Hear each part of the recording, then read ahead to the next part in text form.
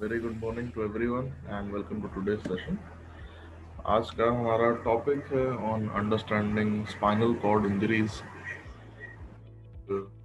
Very I would say complex topic actually. इसको हम एक 10 या 15 मिनट के एक इंट्रो में मैं पूरा उसको एक्सप्लेन नहीं कर सकता हूँ, बट स्टिल एक रफ आइडिया देने के लिए I will try my best कि क्या होता है, क्यों होता है। After that will start with the main exercise for today. So just a quick intro की स्पाइनल कॉर्ड बेसिकली हमारे ब्रेन का ही एक एक्सटेंशन है। वी से यूजुअली कि ब्रेन हमारा स्कल के अंदर होता है एंड पीछे up till the cervical vertebrae वहाँ पे आके खत्म हो जाता है, बट ऐसा नहीं है। ब्रेन एक्चुअल में देखा जाए तो काफी बड़ा है एंड स्पाइनल कॉर्ड उसी का एक एक्सटेंशन है। आप समझ सकते हैं कि जैसे अगर ब्रेन का पूरा जो अगर उसकी जो बॉडी है, main body, if that is inside the skull, तो उसकी एक टेल निकली हुई है बहुत लंबी सी। वो टेल पीछे स्पाइनल कॉर्ड के रूप में नीचे तक जाती है up till the base of your tail bone, पूरे आपके वर्टेब्रल कॉलम में से होते हुए पूरे स्पाइन में होते हुए। So it is quite long actually, almost 1.5 से 2 फुट के आसपास होती है। So it covers almost in the entire upper half of your body, tail bone से थोड़ा ऊपर बस।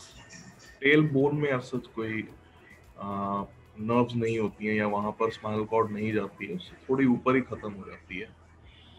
And very important function of that is कि हमारे जो हायर सेंटर्स हैं, जैसे कि हमारा सेंस ऑफ विजन है या सेंस ऑफ हियरिंग है या सेंस ऑफ स्मेल है, ये सब तो हुए हमारे को अपने एनवायरनमेंट से इंटरेक्ट करने में, आप कह सकते हैं कि उसके बारे में उसको अवेयर करने में हमारी बॉडी को। अगर हम किसी चीज को देख पा रहे हैं then we are aware of it. We know कि रूम में, हम जिस रूम में बैठे हैं वहां पर कुछ है, हम उसको देख पा रहे हैं, इसलिए हमें पता है कि वो वहां पर है। जैसे कि अगर आपके सामने अभी ये लैपटॉप रखा है या फोन रखा है, जिस भी डिवाइस पे आप ये सेशन अटेंड कर रहे हैं, तो the only reason you know that laptop is there और वो दूसरे कमरे में नहीं पड़ा क्योंकि वो आपके सामने रखा है, आप उसे देख पा रहे हैं। नहीं देख पाते तो it could be anywhere in the world but you would not notice it. Then secondly the sense of hearing. मैं जो कह रहा हूँ आप वो सुन पा रहे हैं लैपटॉप के जरिए, तो again that is also making you aware कि इसमें से कुछ आवाज आ रही है और कहीं से नहीं आ रही। अगर लैपटॉप पे बैठे हैं, लैपटॉप पे अगर मैं बोल रहा हूँ तो लैपटॉप से ही आवाज आ रही है, कहीं किसी के टीवी या फ्रिज में से आवाज नहीं आ रही। So that also makes you aware of what is happening in your surroundings. But in सब के बीच में टू इंटरैक्ट विद इट, ये तो हुआ स्टिमुलस मिला और उसके प्रति हमने रिएक्ट किया या हमने अंडरस्टैंड किया कि हमारे एनवायरनमेंट में क्या है। देन आता है अंडरस्टैंड करके उससे इंटरैक्ट करना। इंटरैक्ट करना up to an extent we can do with the other sense organs, जैसे कि स्पीच के जरिए। सुन के बहुत ज्यादा इंटरैक्ट कर पाना पॉसिबल नहीं होता है, उसके लिए we need further help. But the most common and the most important, I would say, method of interacting with your environment is through the sense of touch. आपको अगर कोई चीज़ आपके सामने रखी है, उससे इंटरेक्ट करना है, उसको इस्तेमाल करना है, तो वो 90% ऑफ केसेस में हाथों या पैरों के जरिए टच करके ही हो पाता है। अगर फोन की घंटी बजी, अगर पता है कि किसी का कॉल आ रहा है, घंटी बजेगी, हमें घंटी की आवाज तो सुनाई दे जाएगी, that is the audio stimulus that we get. But अब फोन को उठाने के लिए हमें फोन को हाथ से उठा के बटन दबाना पड़ेगा, उसको कान के पास लगाना पड़ेगा, तभी हम बात कर पाएंगे। So that is the way we interact with the environment around us. ऐसे ही अगर सामने खाने की प्लेट रखी है और हमें भूख लगी है, तो हमारा विजुअल स्टिमुलस है कि खाना सामने रखा है प्लेट में। There is a stimulus of smell कि खाने से जो भी स्मेल आ रही है उससे हमें पता लगता है कि अच्छा आज खाने में ये बना है। या कई बार होता है कि बहुत अच्छी डिश बनी हो तो दूर से ही स्मेल आ जाती है कि अच्छा आज तो खाने में ये बना है, अच्छा बना है या बुरा बना है उससे आइडिया लग जाता है थोड़ा सा। बट उसको खाने के लिए अगेन हमें हाथों का ही इस्तेमाल करना पड़ता है। सो स्पाइनल कॉर्ड इसमें हमारी कैसे हेल्प करती है? Spinal cord is like the you can say the point of transition between your limbs and between your higher centers, and also a very important defense mechanism which is called our reflex actions. Reflex actions क्या होते हैं? Reflex actions basically वो movements हैं या वो body के reactions हैं अपने एनवायरनमेंट के प्रति जिससे वो अपने आप को किसी भी तरह के नुकसान से बचाती है। And reflex actions are involuntary in nature, उन पे आपका कंट्रोल नहीं है। आप चाहे कितना ही ट्राई कर लें अपने इनवॉलंटरी मूवमेंट्स पे, आप कभी कंट्रोल नहीं कर सकते हैं। एंड सेकेंडली वो बहुत फास्ट होती हैं, बिकॉज अगेन किसी हार्मफुल सिचुएशन से अपने आप को बचाने के लिए धीरे धीरे नहीं काम करना पड़ता, थोड़ा जल्दी जल्दी भागना पड़ता है वहां से, तभी अपने आप को बचा सकते हैं। सबसे common example of a reflex action कि अगर हम हमारे सामने एक ग्लास रखा है और हमें नहीं पता कि उसके अंदर जो भी अगर उसके अंदर चाय रखी है तो वो चाय अभी गर्म है या वो ठंडी है।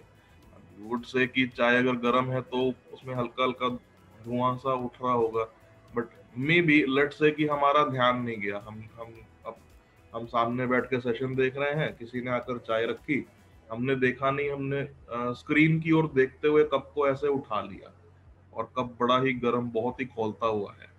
तो हमने जैसे ही हाथ आगे बढ़ाया, कप हमें गर्म लगा तो हमारा रिएक्शन क्या होता है? एकदम से हाथ पीछे आता है।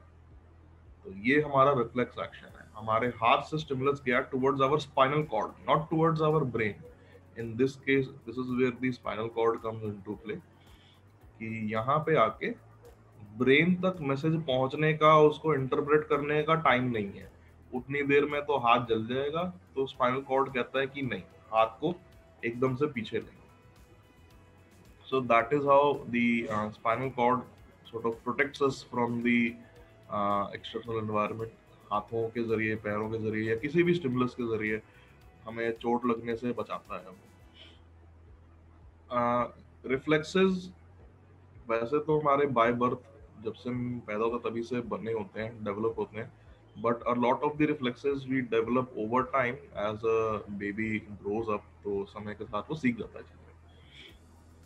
अब हम बात करें अगर स्पाइनल कॉर्ड इंजरी की, स्पाइनल कॉर्ड एक बहुत ही ज़्यादा डेलिकेट ऑर्गन है, उसमें से बहुत सारी नर्व रूट्स निकलती हैं। जैसे मैंने कई बार बताया है कि नर्व रूट्स हमारे हाथों पैरों की मूवमेंट को भी कंट्रोल करते हैं। So if anyone has a problem of cervical spondylosis, तो कई बार उनको लगता है कि हाथों में एक नमनेस सी हो रही है। If someone has sciatica pain or if someone has a nerve compression in the lower back, then we say कि पैरों की तरफ पेन रेडिएट होता है थाइस के पीछे से होते हुए नीचे पैरों की एड़ियों के पास। But in some cases that is not the actual issue. कई बार कंप्रेशन इतना ज़्यादा हो जाता है कि द सर्वाइकल और the spinal cord or a certain segment of the spinal cord is completely cut off, तब हम उसे स्पाइनल कॉर्ड इंजरी कह देते हैं। एंड उस टाइम पे जो नर्व जिस लेवल पे कट हुई है उससे नीचे का सारा हिस्सा जो है वो कंप्लीटली या पार्शियली पैरालाइज हो जाता है। अगर वो पार्शियल पैरालिसिस है तो there is somewhat scope of recovery. If it's a complete paralysis then recovery के चांसेस थोड़े कम होते हैं। ऐसा नहीं कि नहीं होते, in very few cases we do see a recovery. And हमारे सामने तो Rajesh Bahal sir is the biggest example of that कि रिकवरी पॉसिबल है after even after quite a long duration. तो Rajesh sir is a very rare example of that and very glad to see कि उनमें इतना improvement हमें देखने को मिल रहा है। तो ऐसे कुछ बहुत ही रेयर एग्जांपल्स होते हैं जहां पर हमें देखता है कि the nerve can actually regenerate itself. Usually nerve अपने आप को रिजनरेट नहीं कर पाती है।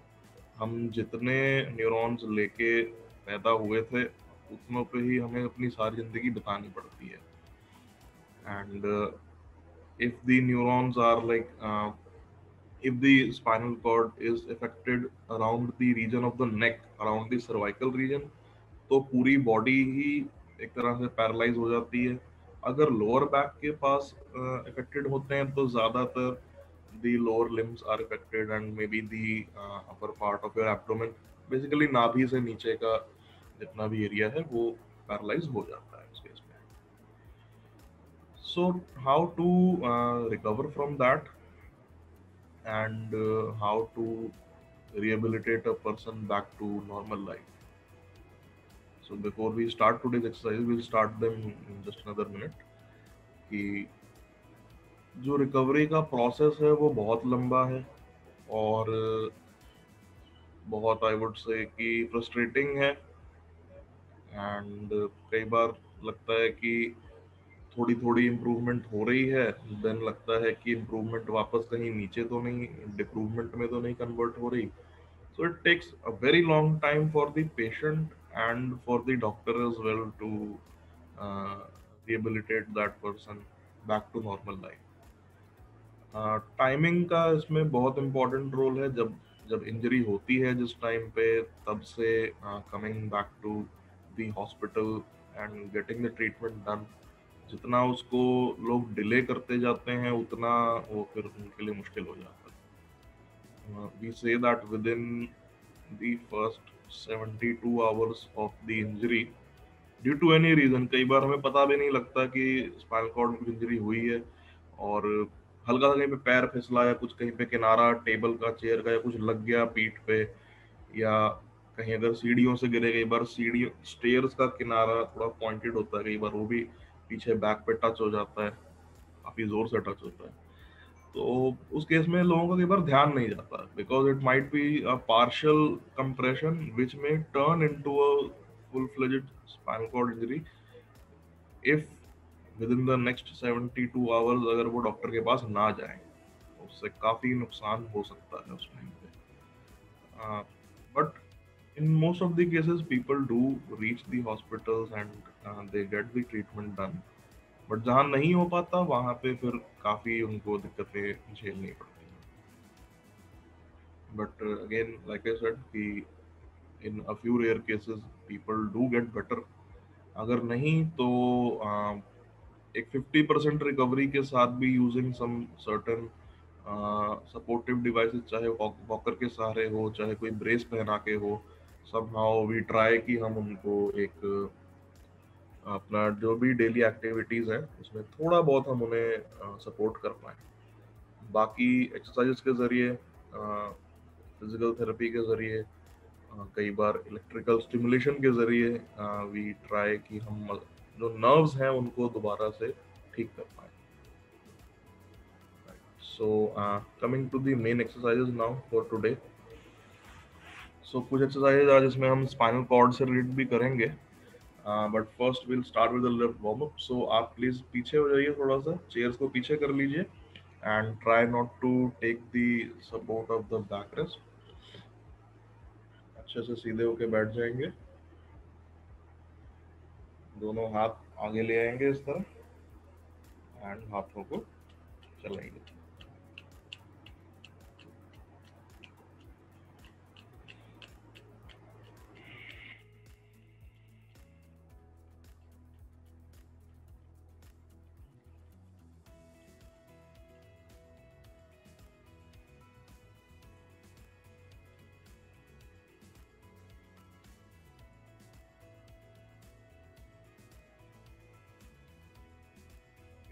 दोनों हाथ ऊपर, चलाइए दोनों हाथ।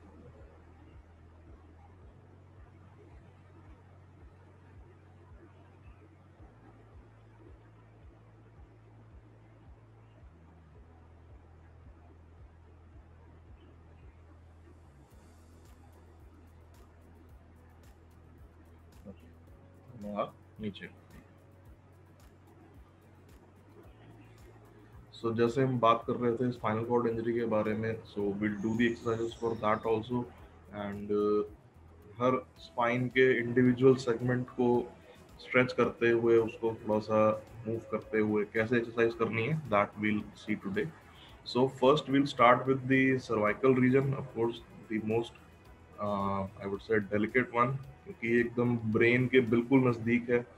जैसे मैंने बताया कि C1 स्पाइन से हमारा स्कल जुड़ा होता है, हमारा पूरा जो हेड है वो बाकी की बॉडी से यहीं से जुड़ा हुआ है। एंड काफी सारे नर्व रूट्स यहाँ से निकलते हैं, they supply the upper limbs. At the same time अगर इनमें कोई कंप्रेशन हो या कोई इंजरी हो तो नेक से नीचे वो सारी बॉडी को पैरालाइज कर सकते हैं अगर उनमें कोई इंजरी हो जाए।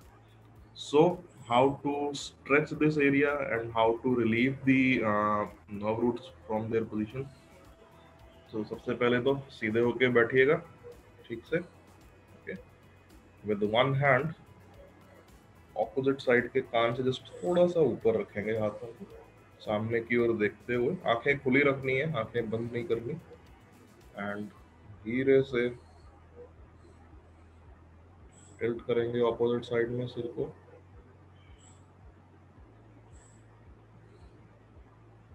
होल्ड करेंगे वहीं पर 10 सेकेंड्स।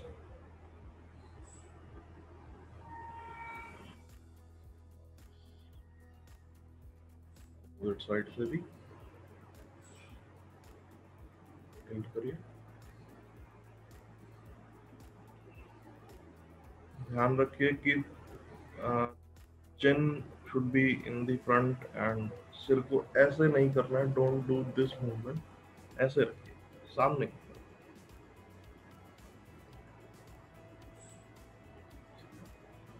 आंखें खुली रखिएगा।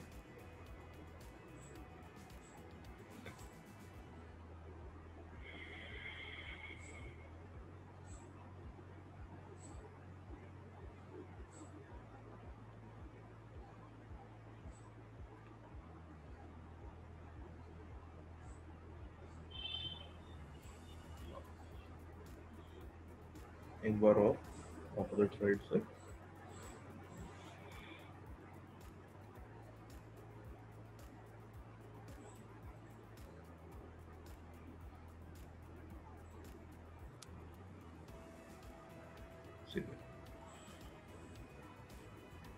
Now to slightly unlock the facet joints, जैसे हम कई बार लोअर बैक के लिए करते हैं, ऐसे ही सर्वाइकल स्पाइन के भी जो फैसेट जॉइंट्स हैं, बेसिकली जहां पर आकर दो वर्टिब्रे जुड़ते हैं, अगर ये एक वर्टिब्रे है और इसके ऊपर एक है, तो इनके बीच में भी एक छोटी सी हड्डी होती है जो उनको आपस में जोड़ के रखती है और उन्हें ऐसे दाएं बाएं ज्यादा हिलने नहीं देती, एक स्ट्रेट लाइन में रखती है पूरे स्पाइनल कॉर्ड को। उसे हम फैसेट जॉइंट कहते हैं।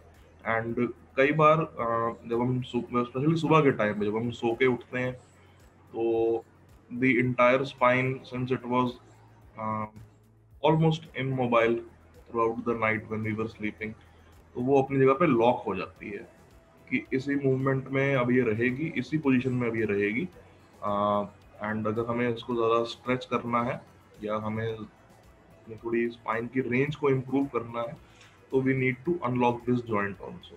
सो for this very carefully you do this, क्योंकि सर्वाइकल स्पाइन का जो फैसेट जॉइंट्स हैं उन्हें अनलॉक करने में कई बार नेक में स्पैज़म आने का डर होता है। सो बी वेरी केयरफुल। आप एक बार देख लीजिए मैं कैसे कर रहा हूँ, देन यू डू। सो अपने राइट हैंड को इस तरह से रखेंगे चिन पे, पहले देख लीजिएगा उसके बाद करिएगा, जब मैं कहूंगा तभी करिएगा। ऐसे रखा, दूसरा हाथ जैसे अभी हमने पहले रखा था स्ट्रेचिंग के लिए पीछे की तरफ, like this. But now instead of stretching और tilting to the opposite side, जो हाथ नीचे की तरफ है जो हमने चिन पे रखा हुआ है, इससे हल्का सा सिर को रोटेट करते हुए ऐसे तिरछा लेके जाना है। Now instead of doing this we do this. पहले हम इसको साइड में रोटेट करते हैं, देन इसको हल्का सा ऊपर ले जाते हैं। ध्यान रखना है कि सिर्फ हाथों के सहारे लेकर जाना है, नेक को बिल्कुल ढीला छोड़ देंगे, एकदम रिलैक्स रखेंगे। हल्का सा भी अगर टाइट किया बीच में स्पैज़म आ गया तो प्रॉब्लम हो जाएगी, नेक वहीं की वहीं अटक जाती है, फिर सीधी नहीं होती है। तो बहुत ध्यान रखिएगा इस चीज का। Okay, so with your right hand उसको चिन के नीचे रखिए, लेफ्ट हैंड को पीछे रखिए इस तरह। ओके, एकदम स्ट्रेट होके बैठिए। नाउ पूरे नेक को ढीला छोड़ते हुए अपने राइट हैंड से जो चिन के नीचे है रोटेट एंड लुक अप। हल्का सा ऊपर छत की तरफ देखिए ऐसे,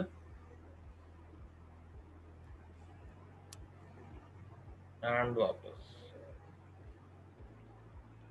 बहुत ध्यान से करना है। Now will switch, left hand chin के नीचे, राइट हैंड पीछे सिर के पीछे इस तरह रोटेट। रोटेट यहीं से करते हैं, चिन के नीचे जो हाथ है इससे ऐसे करते हैं, एंड ऊपर की तरफ देखेंगे,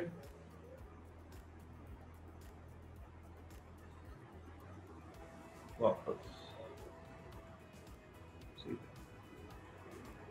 दोनों हाथ नीचे ले आइए। ज्यादातर हम पैसिवली जब करते हैं जॉइंट को अनलॉक तो हम खुद ही कर देते हैं, बट अभी सब अपने अपने करते हैं तो you have to do it on your own. But a very important technique to specially use in the morning. सुबह के टाइम जब उठते हैं तो ज्यादातर ये दोनों सेगमेंट्स हमारे लंबर स्पाइन भी और हमारा सर्वाइकल स्पाइन काफी कई बार स्टिफ हो जाते हैं। So, ये दोनों स्ट्रेच बहुत अच्छे रहते हैं उसके लिए। Now coming to the next part of the spine which is the thoracic vertebrae, C7 जहाँ पे हमारा खत्म होता है। बेसिकली नेक के अगर अगर आप पीछे की ओर हाथ लगाएं तो आपको फील होगा कि एक जगह पे थोड़ा सा एक उभार सा महसूस होता है नेक के पीछे, and that is where you have your C7 spine. जो लास्ट सर्वाइकल वर्टिब्रे आती है वो वहीं पे खत्म होती है, एंड वहां से नीचे on the upper half of the back is your thoracic vertebrae। thoracic vertebrae में मूवमेंट ज्यादा नहीं होती है, it is just there to support your upper body. उसको आगे ऐसे झुकने से बचाती है कि अगर आप बैठे बैठे कहीं गिर ना जाए या चलते चलते भी कहीं पे गिर ना जाए, उसको गिरने से बचाती है वो। So for that now I will request everyone कि आप सब प्लीज अपनी अपनी चेयर से खड़े हो जाइए so that we can do rest of the exercises.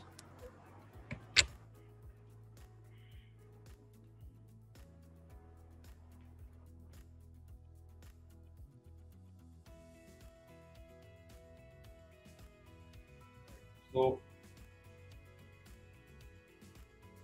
तो thoracic vertebrae जैसे मैंने बताया कि ज्यादा उसमें मूवमेंट नहीं होती है। एट द सेम टाइम क्योंकि उसमें मूवमेंट नहीं है और वो सिर्फ एक लोड बेयरिंग पर्पज से है हमारी बॉडी में, तब भी उसमें स्टिफनेस हो जाती है समय के साथ, एंड उससे भी ज्यादा उसमें पेन होती है। So to leave it from the pain, पहले तो अपने पैरों को थोड़ा सा फैला लेते हैं, दोनों पैरों के बीच में थोड़ा गैप बनाइए।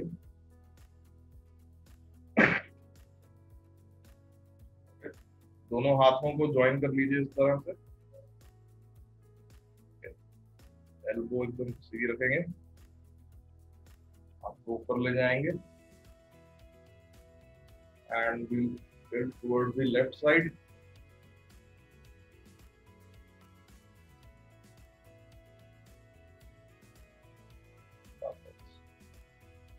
right,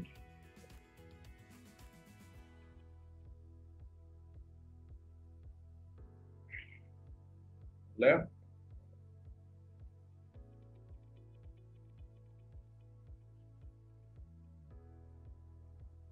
right,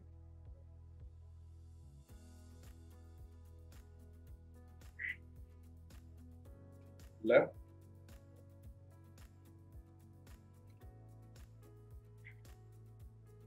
right,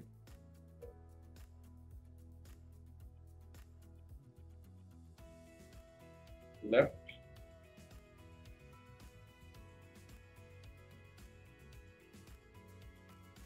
and दोनों हाथ नीचे ले आइए। Okay, for the next exercise, again for the upper back for the thoracic spine। Elbows को इस तरह से बेंड करके रखेंगे, हाथों को ऐसे कर लीजिए, ओके, एंड हाथों को पीछे की तरफ खींचेंगे, जितना स्ट्रेच कर सकते हैं स्ट्रेच करिए पीछे की तरफ, एंड लुक अप, छत की ओर देखिए। एक बार साइड से भी दिखा देता हूँ, इस तरह से हाथ ऐसे रखेंगे, एल्बोज 90 डिग्री पे बेंड, पीछे की तरफ स्ट्रेच करेंगे इन्हें, एंड लुक अप, और हल्का सा पीछे की ओर tilt, hold it for 10 second,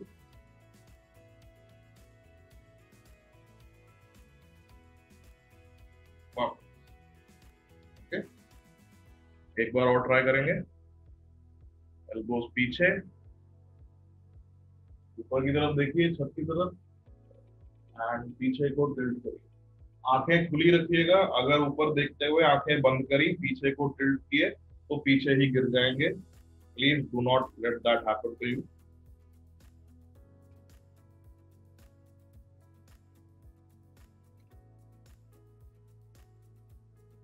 वापस सामने, अगेन पीछे स्ट्रेच किया एल्बोज को, ऊपर छत की ओर देखा, एंड हल्का सा लीन करेंगे,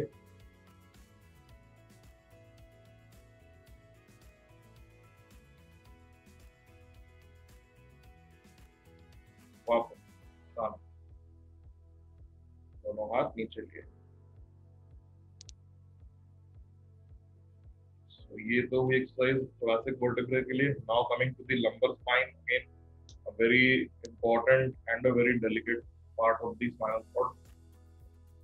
पैरों को दोबारा से एक बार फैला लेते हैं, and again trying to unlock the facet joints of your lumbar spine। हाथों को ऊपर उठा लीजिए इस तरह, एंड हाथों को ढीला छोड़ते हुए पूरी बॉडी को रोटेट करेंगे साइडवेज।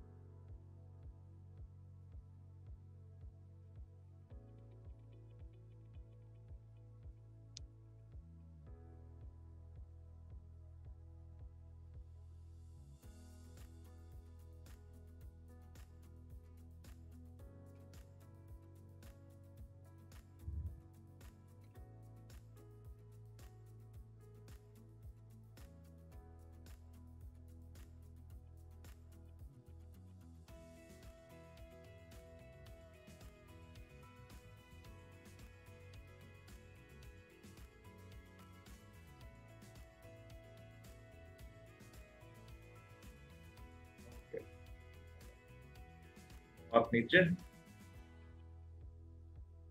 पैरों को पास पास ले आते हैं, एंड एक बार पूरे लंबर स्पाइन को भी स्ट्रेच कर लेते हैं। पीछे कमर पे हाथ रखिए इस तरह, हल्का सा आगे पुश करेंगे स्पाइन को, एंड tilt back,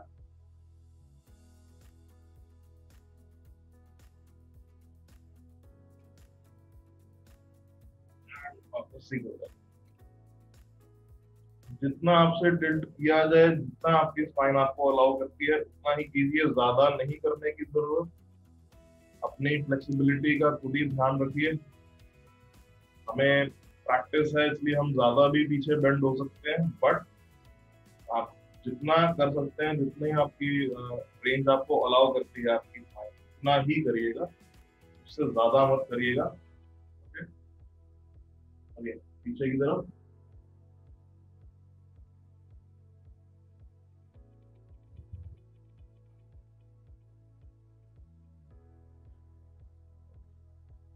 ओके, वापस सीधे हो जाइए।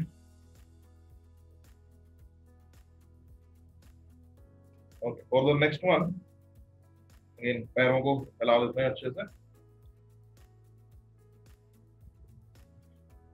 Okay, for this exercise what will do is कि हाथों को साइड में रखेंगे ऐसे, एंड हल्का सा आगे को बेंड होते हुए ट्राई करना है कि नीचे के, देखिए जमीन को टच नहीं कर पाएंगे, थोड़ा डिफिकल्ट हो सकता है, ट्राई करें कि एटलीस्ट अपने घुटनों के लेवल तक हाथ को ले जा पाए।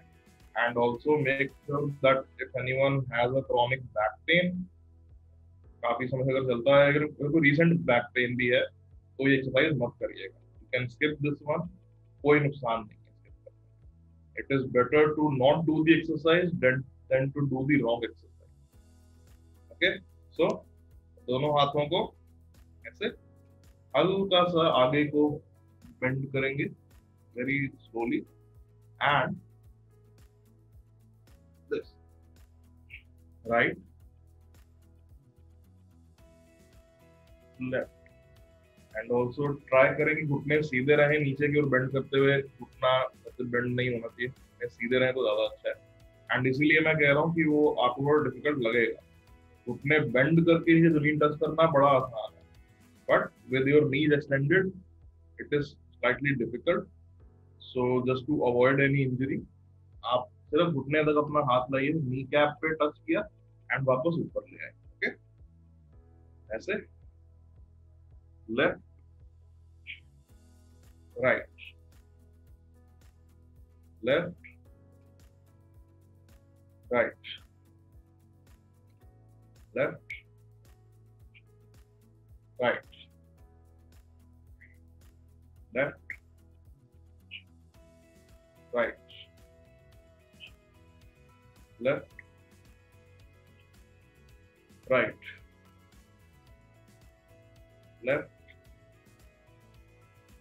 Right left right.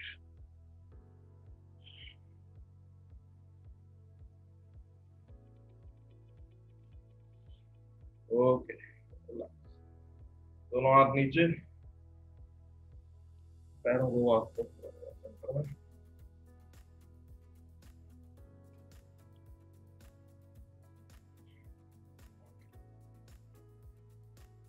पैरों को पास पास ले आएंगे, जोड़ देंगे दोनों पैरों को, हाथों को ऐसे इंटरलॉक करिए, एल्बो स्ट्रेट, हाथों को ऊपर ले जाते हुए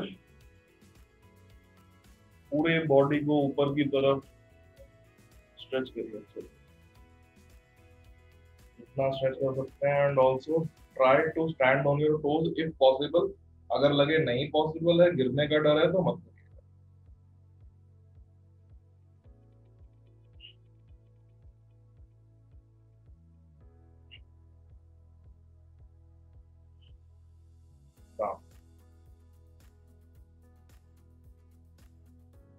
एक बार और, अप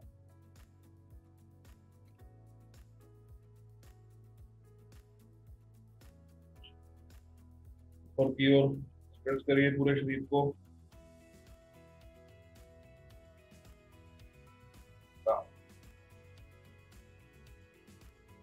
अप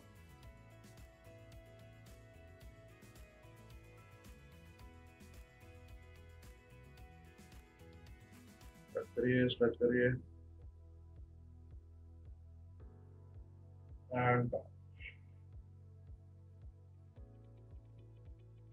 एक बार और, अप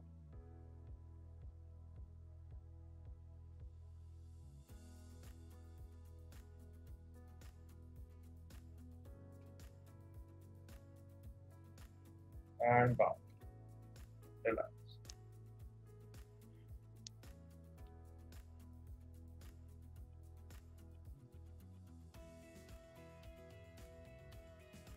और द नेक्स्ट एक्सरसाइज, दोनों हाथों को वहां पे रखेंगे इस तरह,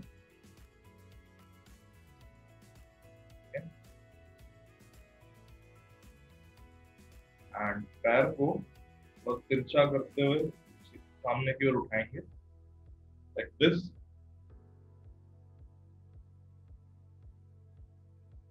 ट्राई करें थोड़ा ऊपर उठाएं,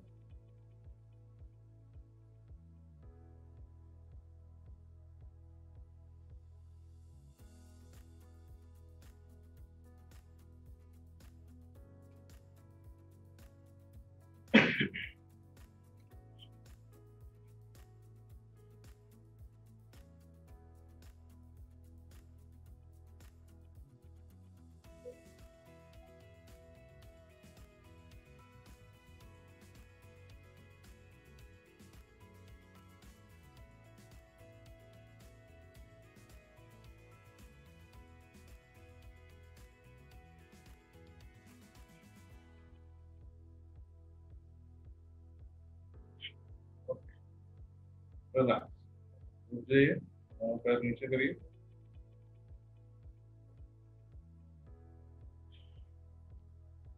okay, now for the final exercise, जिसे हम कल भी कर रहे हैं, जो कल डॉक्टर जी ने भी करवाया था। Will do jogging on the spot.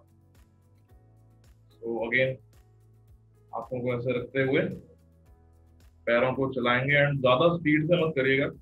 जब ऑन द स्पॉट जॉगिंग करते हैं तो थोड़ी स्लो ही करते हैं। Okay, so start.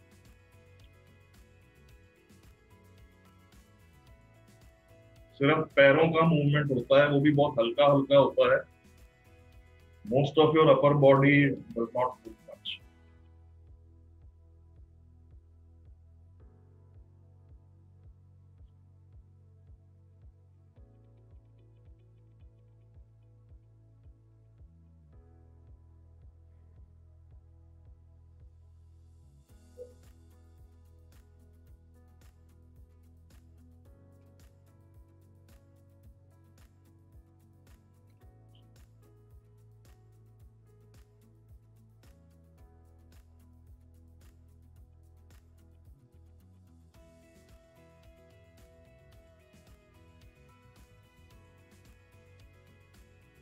If anyone is feeling tired, तो आप बैठ सकते हैं।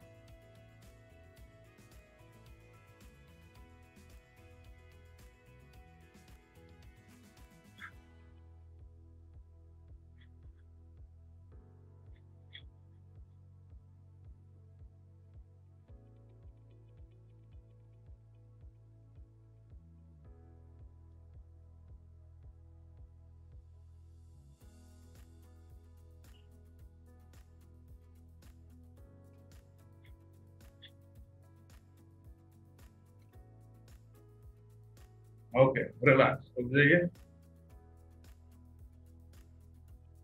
वापस बैठ जाते हैं चेयर पर।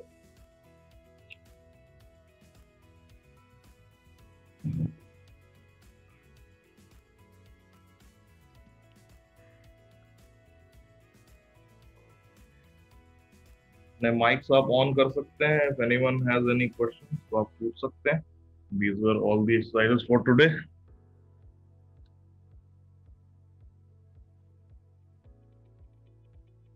If anyone has any doubts तो आप पूछ लीजिए, माइक ऑन करके।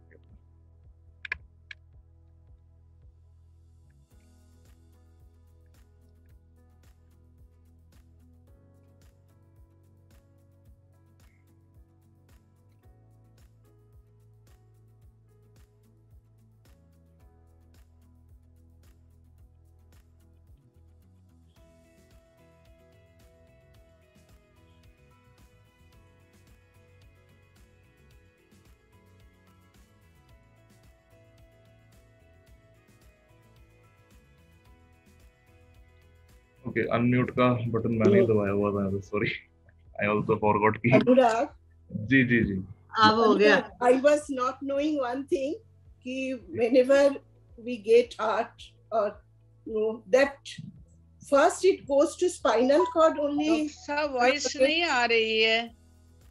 स्पाइनल कॉर्ड में पहला फर्स्ट इसका रिएक्शन होता है, then to the brain. Depend करता है कि किस तरह का स्टिमुलस दिया जा रहा है बॉडी को। अब नॉर्मली जो भी हमारी डे टू डे एक्टिविटीज हैं, सुबह उठना, ब्रेकफास्ट करना, ब्रश करना, कपड़े चेंज करना, क्या हो गया मेरे, all that is controlled by your brain. Yes. Spinal cord का बहुत ज्यादा involvement. I am not getting the voice doctor साहब। Just let me check for a minute ma'am. अभी आ रही है वो? Is it audible now? हाँ, हमें तो आ रही है। हमें आ रही है। आ रही है मैम, आ रही है। अब सब आ रही है डॉक्टर अनुराग। हाँ जी, हाँ जी। I want to inform you that all the exercises I have done. Very good sir, very मैं glad सारी to know, एक्सरसाइजेस कर पा रहा हूँ। मैं कहा ना सर कि you are one of the very lucky ones कि in such a first of all, एक तो एज की वजह से भी, दूसरा ये कि जिस टाइम में जो प्रोसीजर हुआ था इसका सर्वाइकल स्पाइन फ्यूजन के लिए जो हुआ था आपका, उस टाइम में होते नहीं थी सर्जरी जैसी। हाँ जी, हाँ जी। जिस जमाने में करवाई है आपने। तो I want to know. Physioactive team is also taking good care of me और मेरे को काफी इम्प्रूवमेंट है, मैं जा रहा हूँ उनके पास। ये तो वो है, it is that doctor Anurag, I want to know. एक एक करके मैम, एक एक करके। स्पाइनल कॉर्ड में कब होता है कि it is through spinal cord में it goes to brain? That's what is my question. देखिए, सारे इम्पल्सेस जाते तो ब्रेन में स्पाइनल कॉर्ड के जरिए ही हैं ज्यादातर। अच्छा, ऐसा नहीं है कि it has to go throughout the length of the spinal cord, अलग-अलग सेगमेंट पे जाते हैं। बट जहाँ पे कोई भी ऐसा इम्पल्स हो जिसमें हमें लगता है कि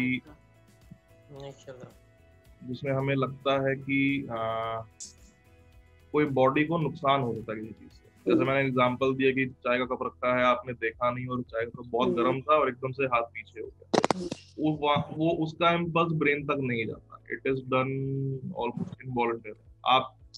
आप वॉलंटरली अगर ट्राई भी करें ना कि जानबूझ के कि हाँ हाथ में कप पकड़ा दिया और आप पकड़े रखें हाथ में कप को, अगर थोड़ी देर आप उसको ज्यादा 10-20 सेकंड ही रखें, 20 सेकंड बाद हाँ वो अपने आप, हाँ एग्जैक्टली, आपको अपने आप उससे हाथ ये छूट जाएगा या फिर कप नीचे गिर जाएगा हाथ से आपके।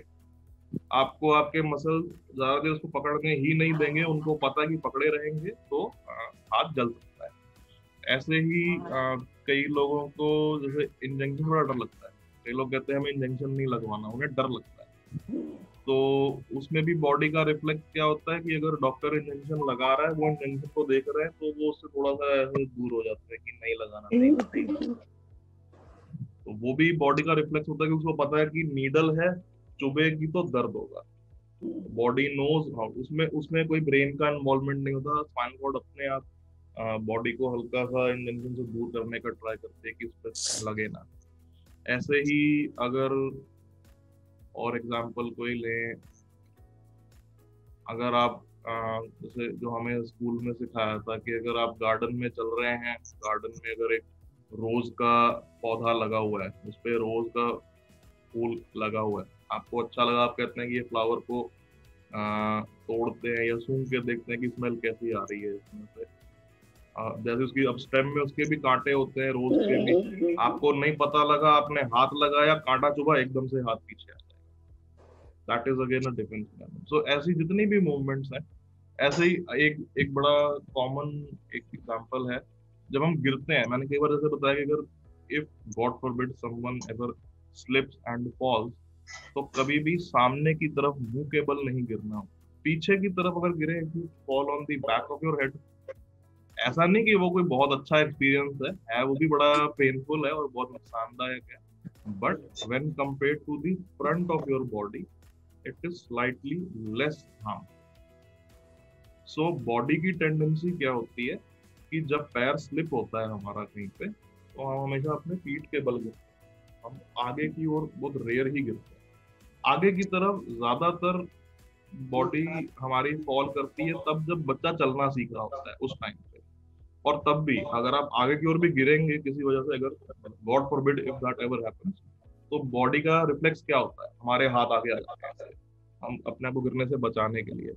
When we are falling our hands are like this, ताकि एकदम फ्लैट जमीन पे ना गिरे और पूरे चेहरे पे या सामने कहीं पे कोई इंजरी ना हो।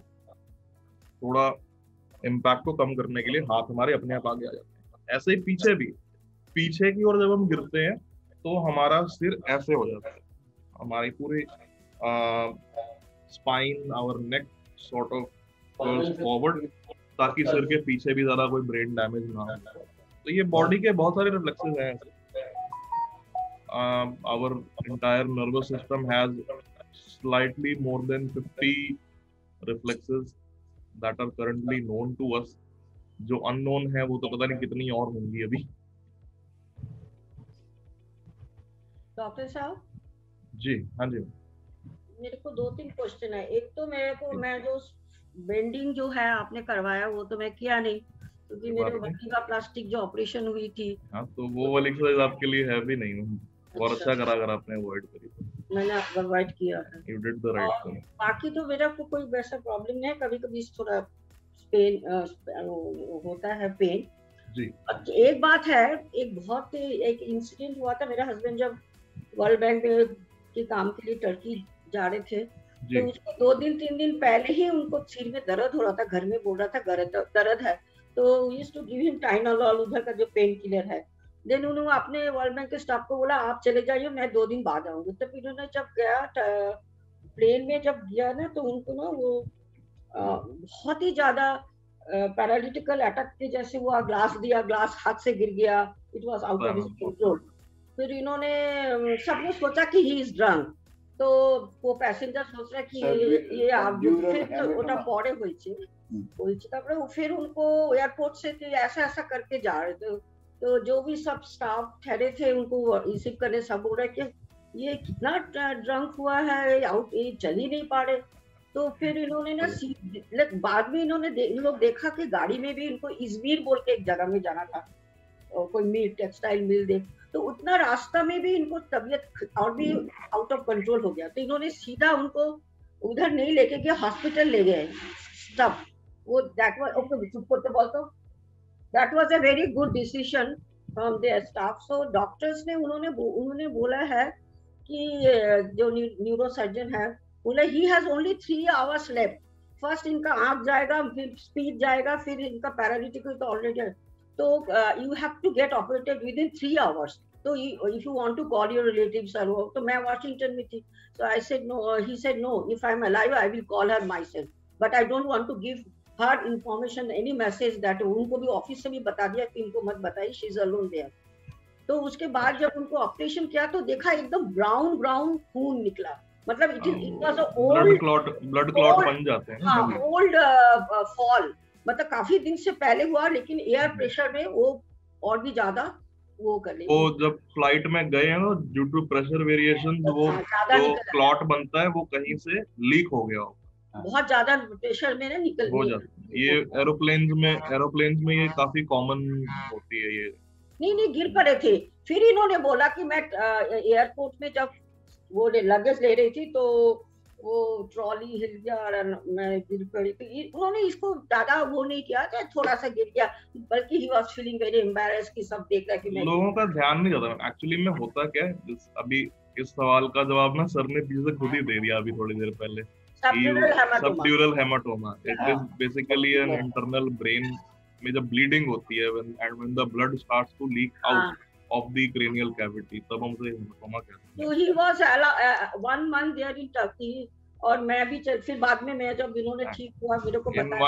in one month was he okay? फिर ठीक हो गया था उसके बाद? मतलब he was allowed to travel to come back to Washington। फिर वॉशिंगटन में मैं एक और भी न्यूरोलॉजिस्ट उनको दिखाया, doctor Sheikh, he was also Indian, Laligam Shekaram, and he told that the operation was very good, but just see मतलब क्या है, 3 hours doctor said he has only 3 hours for survival and नहीं तो जो ब्लड क्लॉट जो बना हुआ है और जो भी मतलब इंटरनल ब्लीडिंग हो रही है वो इतनी ज्यादा हो जाती है कि due to heavy blood loss already ही had attack of paralytic attack, लेकिन इनका स्पीच और आंख ये भी उनका चला जाएगा। जब भी हमारे ये मैंने एक बार पहले भी बताया हुआ है कि ऐसे 2-3 फिनोमेनन है जिनको बॉडी ना पहले से प्रेडिक्ट कर सकती है। First of all is the paralytic attack. Paralysis अगर बॉडी में कहीं भी होने वाला है, चाहे लेफ्ट हाफ का हो, राइट हाफ का हो, तो लगभग 15 दिन पहले बॉडी आपको उसके थोड़े वार्निंग देनी शुरू कर देती है। एंड अगर हार्ट अटैक होने वाला हो तो उसकी वार्निंग आपको वो 1 महीने पहले से देना शुरू कर देती है। There are very subtle science that one needs to look out for, and कई बार लोगों का ध्यान नहीं जाता, कई बार के 90% नहीं जाता, ज्यादा भी नहीं तो 90% लोग उसको इग्नोर कर देते हैं। अभी गिर गया, उसमें उनको लगा ही नहीं, कोई दर्द नहीं, कोई चोट नहीं, कि इंटरनल हेमरेज हो गया ब्रेन में। ब्रेन में क्योंकि पता क्या होता है कि हमारे ब्रेन ने दुनिया भर के न्यूरॉन्स और नर्व सप्लाई पूरी बॉडी को तो दे दी, लेकिन अपने खुद के लिए कुछ नहीं रखी। ब्रेन, एक बड़ा इंटरेस्टिंग फैक्ट है that the brain can perceive pain only when that pain is outside the cranial cavity, यानी कि हमारे सर की स्किन से लेते हुए नीचे पूरे पैरों तक ही वो सिर्फ पेन को परसीव कर सकता है। अगर पूरा स्कल को खोल के अंदर ब्रेन में जैसे टक उंगली मारेगा ना, तो उसको पेन का पता नहीं चलेगा, उसमें वो केपेबल नहीं है उस पेन को परसीव करने के लिए। तो और यही रीजन है कि जब भी कोई ब्रेन हेमरेज होता है या कहीं पे गिरने की वजह से हेमाटोमा फॉर्मेशन होती है, तो उसके बारे में ब्रेन को पता ही नहीं लगता, अंदर ही अंदर उसमें ब्लड जमा होता रहता है और बाद में वो लीक होता रहता है, and people don't even realise it until वो आके पीछे हमारे रेटिना के पीछे आके जमा हो जाता है, and that is when we say की विजन चली जाती है कई बार, सब after a while then it goes further down, तो लोगों की स्पीच चली जाती है, and by the time it reaches the circulatory system तब तक पेशेंट बच नहीं पाता। There is a very less chance of survival. The blood was chocolate brown, मतलब it was वो हो जाता है क्योंकि वो क्लॉट हो गया ना वहाँ पे रखा जितने आधा वो जम गया, आधा वो भी ठीक है, तो ये प्रॉब्लम हो जाती है। And very lucky that he was able to survive. Doctor, can I ask you one question, please? जी हाँ जी मैम। एक्चुअली मेरा ना ये पैर जो है बड़े गर्म रहते हैं। गर्म मीन्स नॉट गर्म only, they are burning all the time, my legs, 2 legs and the पैर। सो मैं सो के रात को मुझे नींद भी नहीं आती। Then this servant, he said you put it in the warm water with the salt. I tried that, so it does help me for few hours, but it is not, it is giving me lot of trouble, Doctor Sahab. Is it due to my backbone or it is due to my nerves? Thank you. आपने ma'am कभी अपना vitamin B levels check करवाए हैं? B6, B12? हाँ, I have got, मेरा vitamin D बिल्कुल ठीक है। So doctor has asked me to take only once a month, 1 dose. Vitamin B, not vitamin D. B no, for Bombay. No, vitamin D. I know vitamin D. Vitamin yes. B, ma'am. B for Bombay. अच्छा, vitamin B. I have done the test. It is okay. Vitamin B was B complex. You mean? हाँ जी. B complex. हाँ, B complex. No, I just got my test done. I will get it again done. एक बार जब दोबारा test करवा के उसकी reports आती हैं तो मेरे को फॉरवर्ड कर दीजिएगा, आपके पास नंबर है मेरा। And in the meantime, instead of using warm water before going to sleep, आप या तो वाटर रूम टेम्परेचर पे या फ्रिज से थोड़ा अगर ठंडा पानी हो ना वो डाल के उसमें पैर डुबाइए। Do not use warm water because already पैरों के तलवों में या ऊपर की तरफ बर्निंग सेंसेशन है, तो बर्निंग सेंसेशन वाले पैरों को फिर गर्म पानी में क्यों डालेंगे? ओके, बर्निंग है तो ठंडे पानी में डालेंगे ना। कई बार शुगर के पहले ये सिम्टम मेरे ब्रदर इन लोग को हुआ था, तो उन्होंने साड़ी का जो पट्टी होता है उसको गीला करके पैर में बांध के सोते थे, रात को बहुत जलते थे। वो भी एक अच्छा तरीका है कि ठंडे पानी में डुबा के फिर उसको लपेट लीजिए।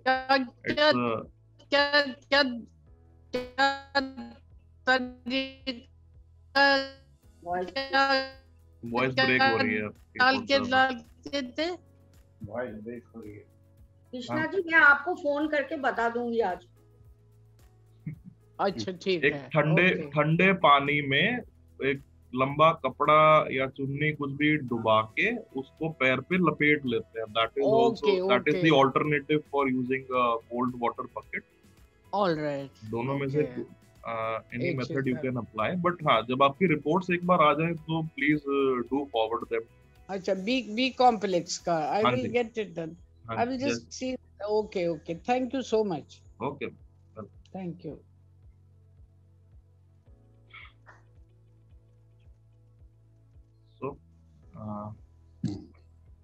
Any other questions?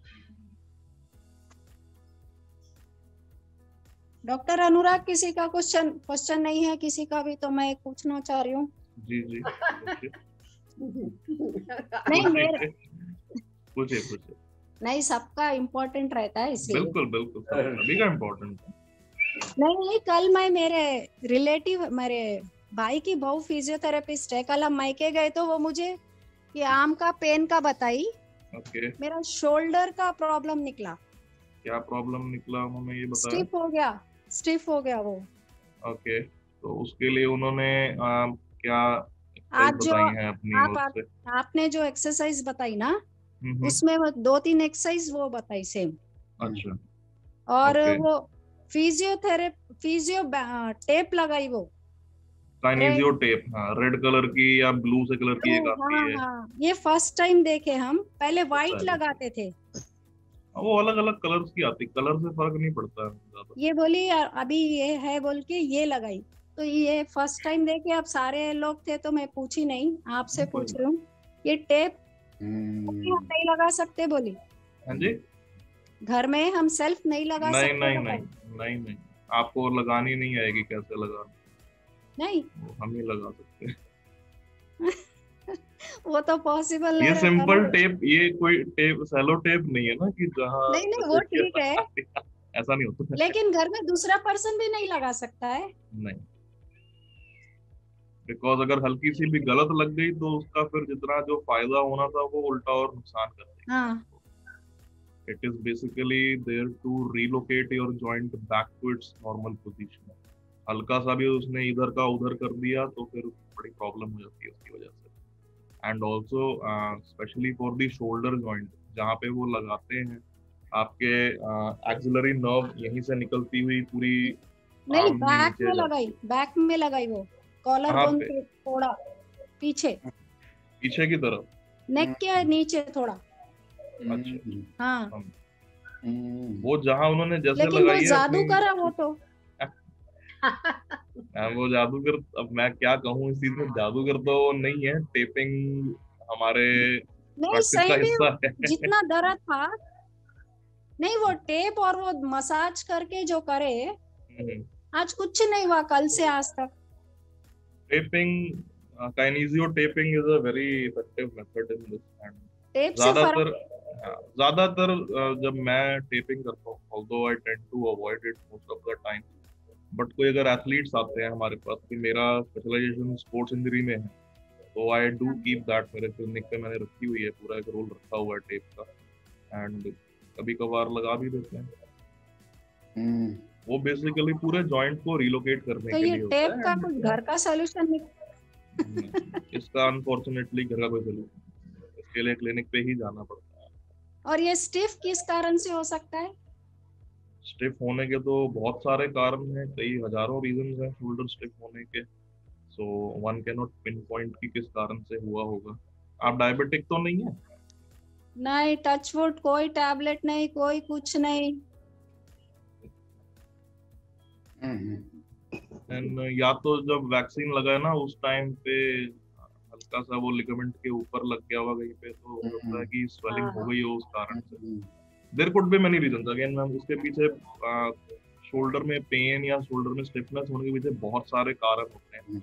अच्छा। पिन पॉइंट कर पाना काफी डिफिकल्ट होता है ऐसे, unless the patient is in front of us. जब तक सामने से हम एग्जामिन ना करें तो बता नहीं पाते हैं बारे में।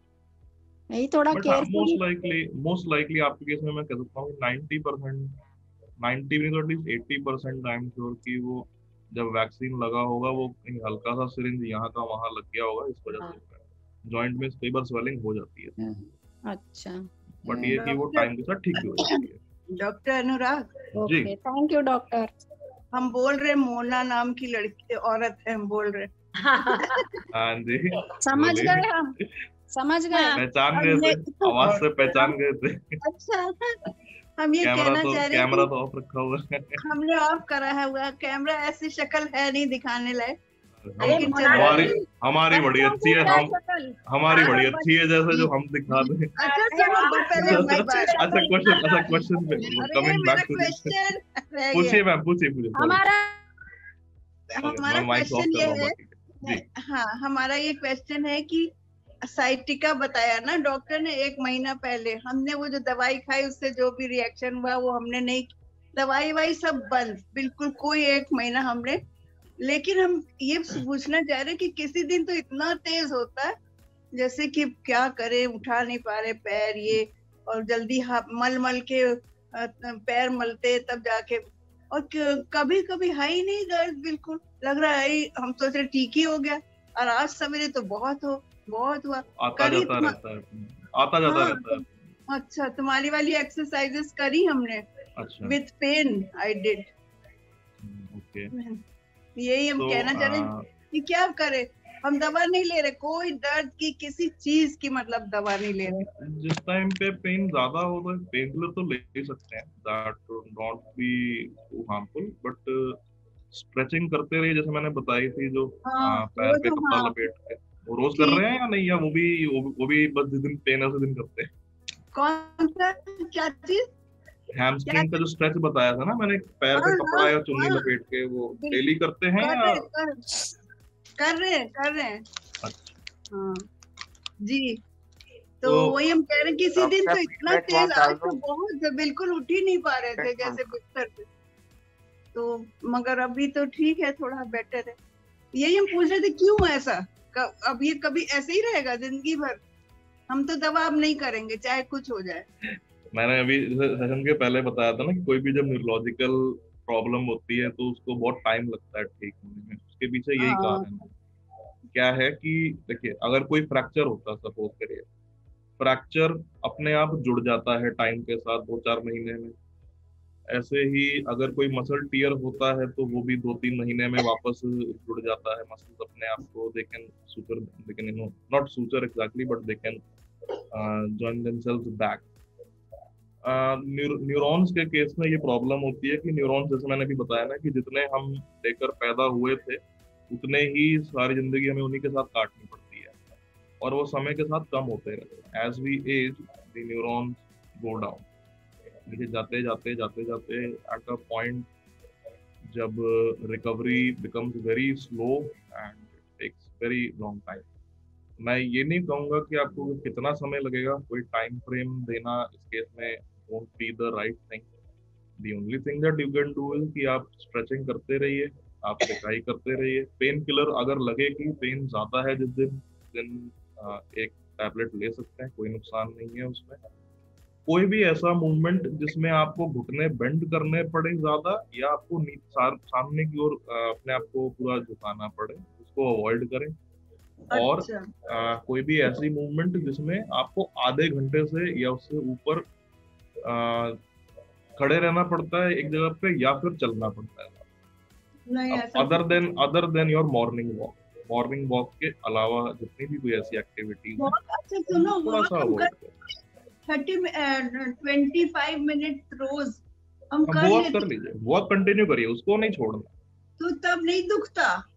तो उसके बाद ही दुखेगा ना। वो एक्सरसाइज करते हुए कभी दर्द नहीं होती है, जब एक्सरसाइज करके बैठते हैं तब होती है दर्द सारी। ये सभी के साथ है, ये आपके साथ नहीं है, मेरे साथ भी है। अगर मैं अभी एक्सरसाइज करूँ, अगर मैं अपने डंबल्स का यूज करता हूँ, डंबल करते समय कंधों में या बाइसेप्स में कुछ नहीं होता है, करने के बाद जब डंबल नीचे रख दिए तब हम भी ऐसे से बैठ जाते हैं। मैं भी बैठ जाता हूँ, मैं आए हो गया आज का, मैं भी ऐसे ही बैठ जाता हूँ उस टाइम। ठीक है। पेन किलर आप कौन सा लेते हैं यूजुअली? अल्ट्रासेट लिखा था उन्होंने, रखा हुआ है, कभी कभी ले लेते हैं। मैं भी वही प्रिस्क्राइब करता हूँ, तो वही वाला लेना डायबिटीज की वजह से। तो कोई न्यूरोलॉजिकल कंडीशन उस केस में फिर थोड़ी और स्लो डाउन हो सकती है। इसीलिए कई बार हर बीमारी से, हर स्पेशली कोई न्यूरल डिसऑर्डर हो या फ्रोजन शोल्डर हो, तो सबसे पहला सवाल हमारा यही होता है कि क्या आप डायबिटिक हैं? अगर हैं तो हमें पता है कि अब ये तो लंबी रेस का घोड़ा है, ये तो ये लंबा ही चलता है। It takes a while but it will be fine. What you can do is, like I said, आप स्ट्रेचिंग करते रहिए, सिकाई करते रहिए, एंड कोई भी ऐसी मूवमेंट जिससे ज्यादा स्ट्रेच पड़ता है उसको अवॉइड करें। Thank you. प्रेशर काम नहीं करता है? Up to an extent it does. Again, doctor Anurag, इसमें एक्यूप्रेशर कितना काम करेगा? वो मेरा एरिया ऑफ एक्सपर्टीज नहीं है, तो उस पर मैं ज्यादा कुछ कहना नहीं चाहूंगा। कुछ केसेस में करता है, कुछ में बिल्कुल भी नहीं करता। सो अगेन वो पेशेंट के अपने एक्सपीरियंस के ऊपर है, मैं उस पर कुछ कमेंट नहीं करना चाहूंगा।